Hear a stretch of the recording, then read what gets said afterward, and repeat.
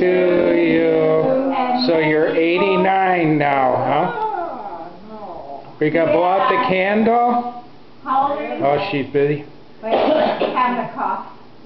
So, how old are you today? Tomorrow? I don't know. 89. Really? Yeah! Can you believe it?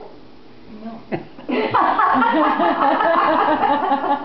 So should we blow it, or do you want to blow it for her, Teresa? Alright, wait, Mom, can you blow the candle out?